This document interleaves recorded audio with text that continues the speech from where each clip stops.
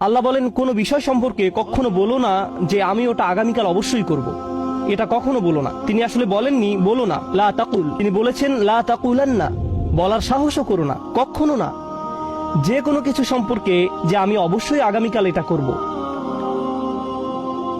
আপনি যদি আয়াতের এখানে থেমে যান তাহলে দৃশ্যত সমস্যা দেখা দেয়।